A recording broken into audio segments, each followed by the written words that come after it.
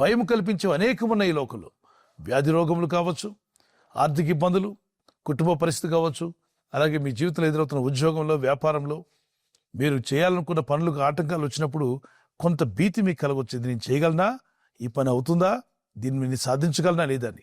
అలాంటప్పుడు కృంగిపోవద్దు, విశ్వాసంతో ప్రార్థించు.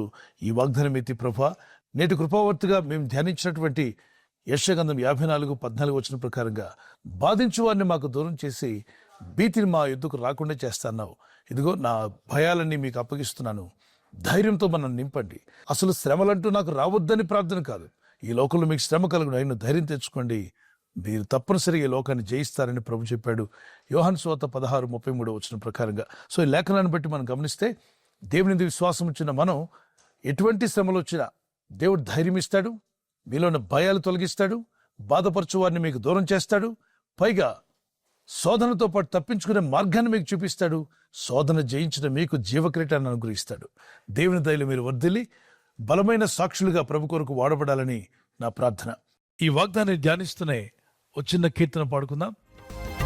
భయపడను, కలవరపడను, కలత చెందను నేనెప్పుడు. భయపడను, కలవరపడను, కలత చెందను నేనెప్పుడు. నన్ను కాచే యేసు నాతో ఉన్నాడు, రక్షించే యేసు నాతో వస్తాడు. నన్ను కాచే యేసు నాతో ఉన్నాడు, రక్షించే యేసు నాతో వస్తాడు.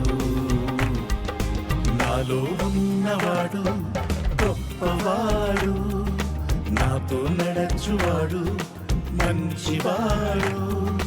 నాలో ఉన్నవాడు గొప్పవాడు, నాతో నడచువాడు మంచివాడు. ప్రస్తుతం మీరు ఎదుర్కొంటున్న ఈ సమస్యలు, ఈ బాధల నుండి ప్రభు మిమ్మల్ని విడిపించి, రక్షించి, కాపాడి ఆయన కృపలో మిమ్మల్ని నడిపించి వర్ధిల్ల చేయునుగాక. ఆమేన్. ప్రార్థన